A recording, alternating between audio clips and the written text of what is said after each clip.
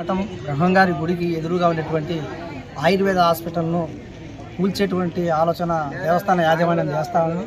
దీనిని CPM party వ్యతిరేకిస్తూ ఉంది. 1965వ సంవత్సరంలో మునగా సింగరాయ్ అనేటువంటి కుటుంబం ఇక్కడ ఈ యొక్క రూమును కట్టించి దీన్ని ఆయుర్వేద హాస్పిటల్గా మలిచి చేస్తున్నటువంటిది మనం గమనిస్తూ ఉన్నాం. గత అనేక సంవత్సరాలుగా ఇక్కడ పెద్ద ఎత్తున డాక్టర్లు రావటం పోవటం, రోగులు కూడా పెద్ద సంఖ్యలో వచ్చి చూపించుకునేటువంటి పరిస్థితి గమనిస్తూ ఉన్నాం. అయితే ఈరోజు షాపింగ్ కాంప్లెక్స్ కట్టాలనో లేకుంటే వ్యాపార సముదాయాల కోసం అని చెప్పేసో అభివృద్ధిలో భాగంగా దేవస్థాన యాజమాన్యం అనేక వ్యాపార సముదాయాలను కూల్చివేసింది. అందులో భాగంగా దీన్ని కూడా కూల్చేటువంటి ప్రయత్నం చేస్తుంది. దీన్ని సిపిఎం పార్టీ తీవ్రంగా వ్యతిరేకిస్తూ ఉంది.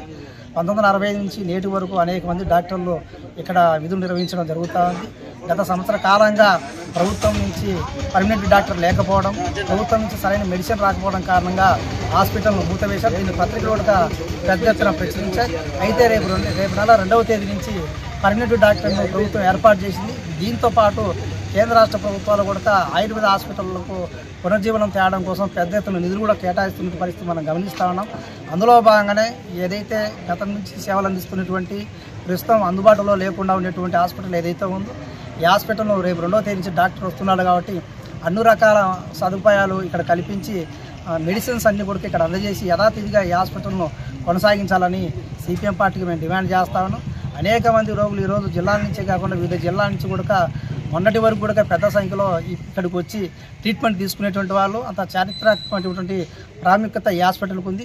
కేవలం 10 నెలల్లో 11 నెలల్లో అందుబాటులో లేదనేటువంటి కారణం చూపించి హాస్పిటల్ను తొలగించడం అనేటువంటి కరెక్ట్ కాదు. ఒకసారి తొలగించినటువంటి హాస్పిటల్ను తిరిగి నిర్మించడం అనేటువంటి సాధ్యం కాదు. కాబట్టి దీనికి అవసరమైన మౌలిక సదుపాయాలు కల్పించాలి. మెడిసిన్ ఏర్పాటు చేసి రేపు నెల 2వ తేదీ నుంచి పర్మనెంట్ డాక్టర్ వస్తున్నారు కాబట్టి యథాతిథిగా ఈ యొక్క హాస్పిటల్ను కొనసాగించాలని చెప్పేసి సిపిఎం పార్టీ డిమాండ్ చేస్తూ ఉంది. ఈ అంశాలన్నీ కూడా సంబంధించినటువంటి అధికారులకు అదే రకంగా మఠం యాజమాన్యం దృష్టికి కూడా ఈ అంశాలను తీసుకెళ్తామని చెప్పేసి కూడా సిపిఎం పార్టీ తెలియజేస్తాం.